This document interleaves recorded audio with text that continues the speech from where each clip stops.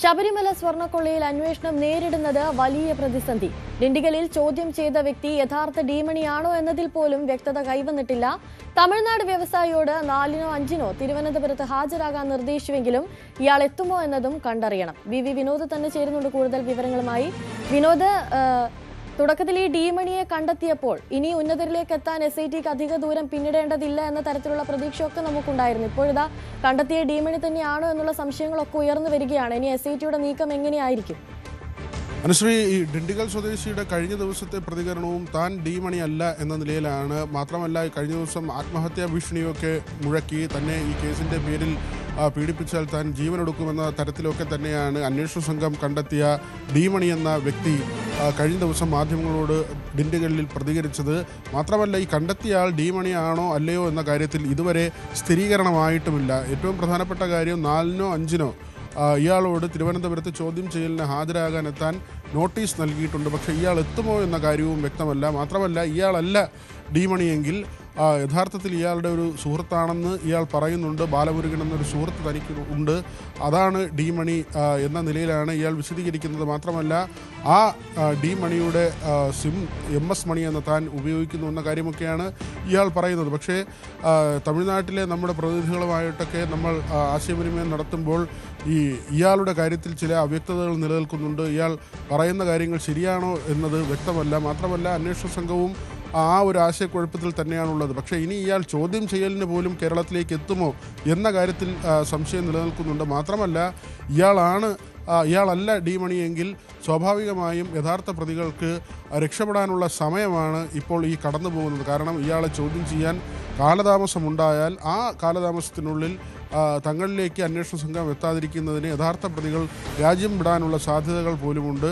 ആ ഒരു അവസരം ഉണ്ടാകാതിരിക്കണമെങ്കിൽ വളരെ പെട്ടെന്ന് ഡീമണി അല്ലെങ്കിൽ അങ്ങനെ കരുതുന്ന ഈ വ്യക്തിയെ, തമിഴ്നാട് വ്യവസായിയെ വളരെ പെട്ടെന്ന് ചോദ്യം ചെയ്യേണ്ടതുണ്ട്. പക്ഷേ 4-നോ 5-നോ ഹാജരാകണമെന്നാണ് നിർദ്ദേശം.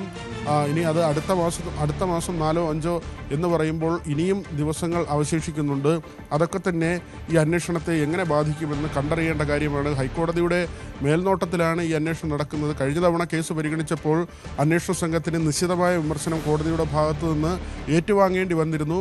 പക്ഷേ ഇപ്പോഴും ഇങ്ങനെ ഈ കൂടുതൽ സമയം കുറ്റവാളികൾക്ക് കിട്ടുന്നത് തെളിവ് നശിപ്പിക്കുന്നതിനുള്ള സാഹചര്യത്തിനിടയാക്കുമെന്ന വിമർശനം ഒരു വശത്ത് ഉയർന്നു വരുന്നുണ്ട്. ഏതായിരുന്നാലും ഈ അന്വേഷണം ഇനി എത്ര ദൂരം പോകും, SITയുടെ കൈകളിലൂടെ എത്ര ദൂരം പോകുമെന്നതിനും മറുപടി കിട്ടേണ്ടതുണ്ട്. കാരണം ഇതൊരു അന്താരാഷ്ട്ര സ്വർണ്ണ വിഗ്രഹ കടത്ത് സംഘങ്ങളുമായി ബന്ധപ്പെട്ട ഇടപാടാണ് നടന്നതെന്ന ചില മൊഴികളാണ് അന്വേഷണ സംഘത്തിന് ലഭിച്ചിട്ടുള്ളത്.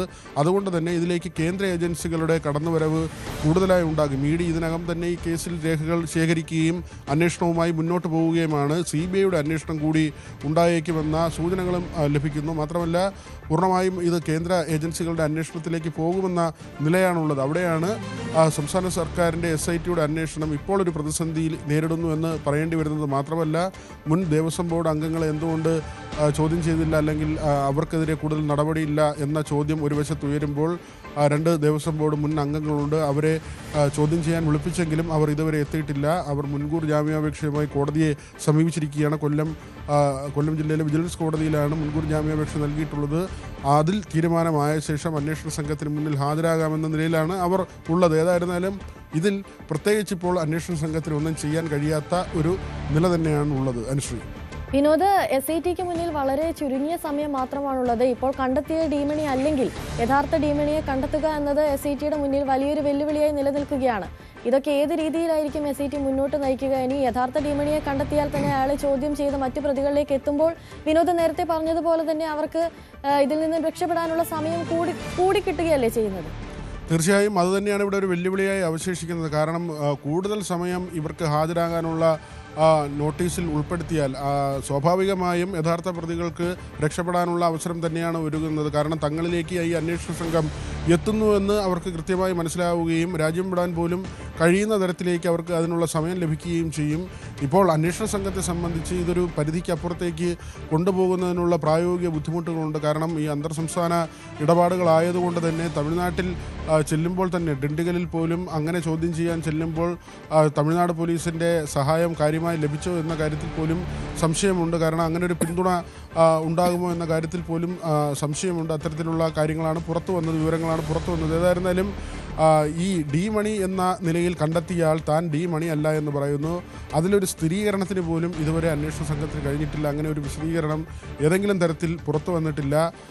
ഡി മണിയാകട്ടെ അല്ലെങ്കിൽ ഡി മണി എന്ന തരത്തിൽ കണ്ടെത്തിയ ആളാകട്ടെ കഴിഞ്ഞ ദിവസം ഡിണ്ടിഗലിൽ മാധ്യമ പ്രവർത്തകരോട് വീണ്ടും ആവർത്തിച്ചത് താൻ ഡി മണി അല്ല എന്ന കാര്യമാണ്. മാത്രമല്ല അദ്ദേഹം തൻ്റെ നിസ്സഹായാവസ്ഥ പറയുന്ന തരത്തിലാണ് പ്രതികരണങ്ങളൊക്കെ നടത്തിയത്. അതിൽ എത്രമാത്രം സത്യമുണ്ട് എന്ന് ഇനി കണ്ടെത്തേണ്ടതുണ്ട്, അത് തിരിച്ചറിയേണ്ടതുണ്ട്.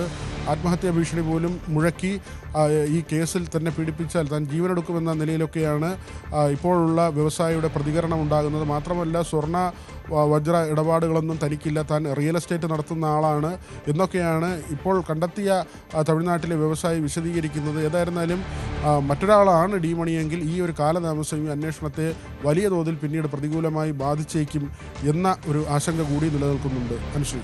ശരി, വി വിനോദാണ് കൂടുതൽ വിവരങ്ങൾ നൽകിയത്.